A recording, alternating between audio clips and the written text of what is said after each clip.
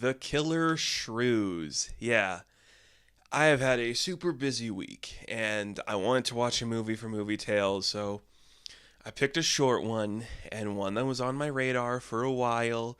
So I just thought there's no better time to watch this thing. Let's just get it out there. We've talked a lot, surprisingly, we've talked a lot about animals made by scientists that run amok and hurt people. Ants and spiders and Day of the Animals we've talked about, Orca we've talked about. This channel is primarily big animals attacking people. Not to mention all the Godzilla stuff we've talked about. There's just endless videos in terms of movie tales of us talking about weird animals hurting people. One of the staples we always go back to. It's a cheap thing to do in science fiction. It's really easy just to make something look like an animal for your weird movie. So let's talk about this one, the Killer Shrews. What is a shrew, you're asking? It's like a mouse or something. It's like the size of a mouse or something. I don't really know. I probably have heard the term before.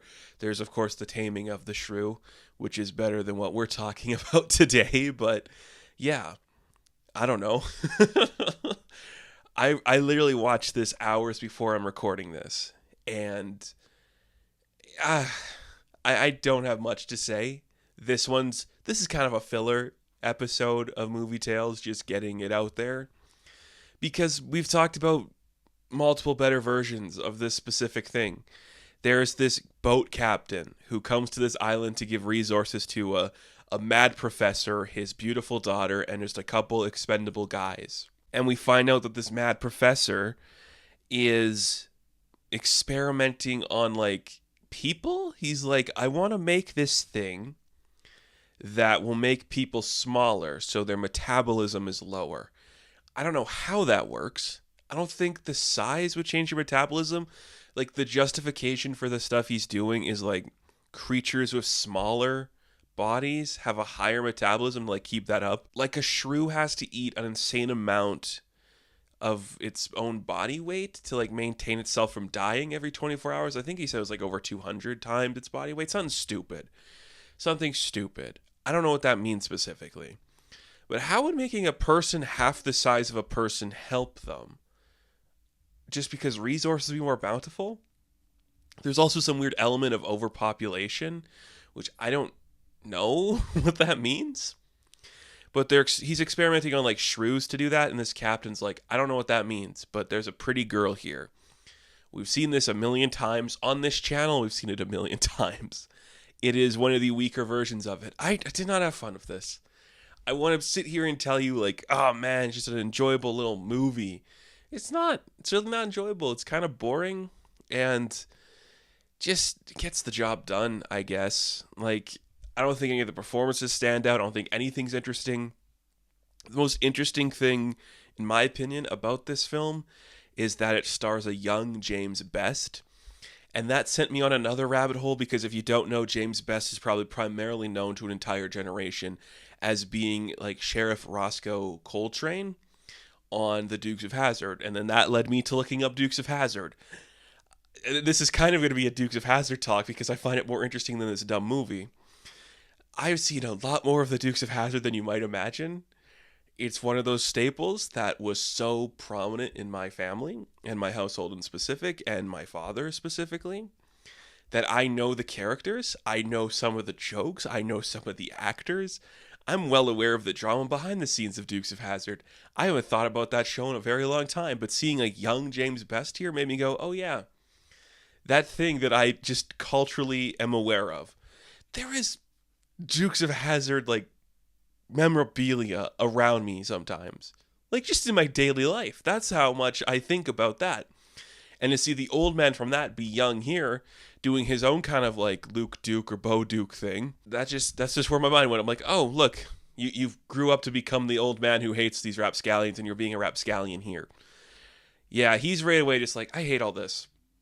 We should just go, but there's a beautiful blonde here, and she's like, stay, protect me from the killer shrews. So, the killer shrews. What if we had some dogs and we put them in costumes? That's all we're doing. which I'm not going to complain. I like a big, stupid costume on a thing. I love a dumb-looking costume. That is the least problematic thing about this movie, is how dumb and cheap it looks.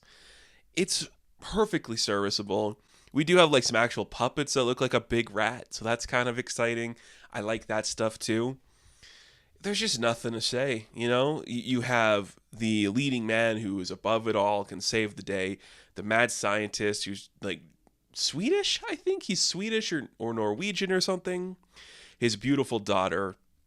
You have Ken Curtis playing the guy that works with the scientist. I think his name's Jerry.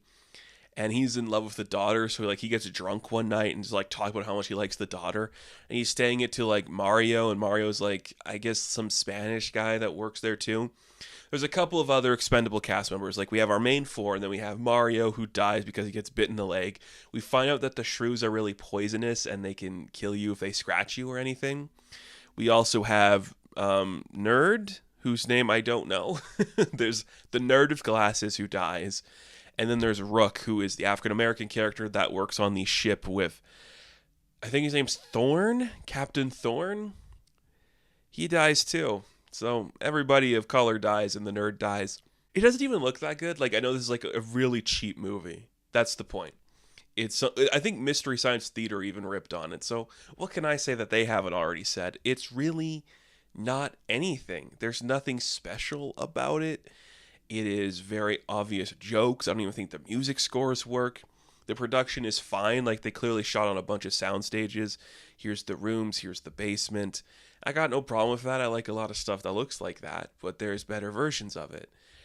And none of these characters are particularly worth investing in because they all just feel like caricatures of this thing we're ripping on. It's in that time, and it's a late 50s thing, so it's in that time of what is the other animal we haven't done yet? You know, what's a type of creature we can exploit to like make the villain of a thing, you know? There's crabs at this time, there's just like snakes and spiders. What about a big mouse thing? I guess. I mean, it's scary. Mice are freaky. So if like a big one the size of a dog, because we actually have a dog in a costume, like attacked me, that'd be scary. They like burst through the walls at some points in like the very obvious looking, well, this is the part of the wall we like carved a hole into and then put some styrofoam in front of so they can break through it. It looks cheap. I can't fault it for that.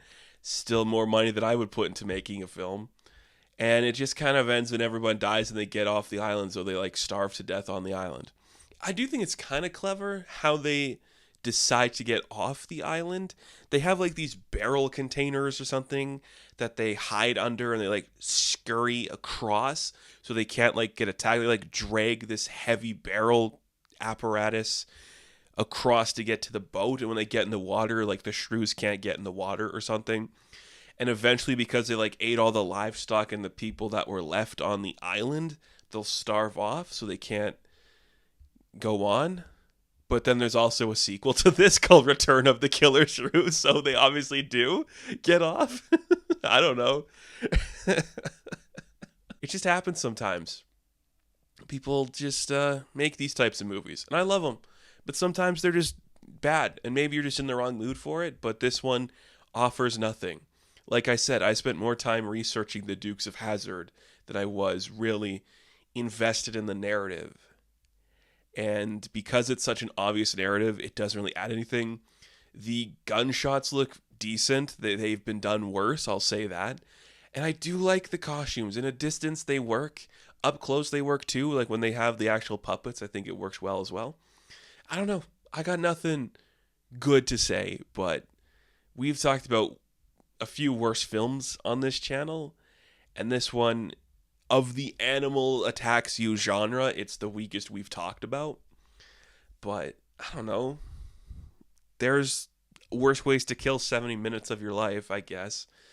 It's good background noise, and that sometimes is enough for some people. In this case, the killer shrews, I don't know. I guess it's going to get the job done, but there's nothing to it. You know, get on the island, learn the scientist went mad of power, his creation attacks them. the scientist gets away, like the scientist, his daughter, who is Anne, and then Captain Thorne, they all get away. So that's kind of cool. And then he makes like a weird joke about having sex with the daughter at the end. He's like, well, old man, I'm not worried about overpopulation right now. I want to fuck your daughter. And like, okay. And then they kiss, and then the movie ends. And I'm like, that's a specific ending. Hey, a couple decades from now, you're going to hate the idea of some boys having a good time. Oh, man. I don't know. Don't watch it. Just stay tuned for next week when we go, I think, deeper into the world of dinosaur films. That's what I think we're going to start doing. So that's The Killer Shrews. Don't watch it. And thank you all for watching this, if you choose to. Galactic Tales. Yeah. Old scary sci-fi. It's shit. Be sure to like and subscribe to the channel. As always, you can check me out on Instagram, TikTok, and Twitter. And of course, I will catch you in the next one. Have fun. Stay safe. Good luck.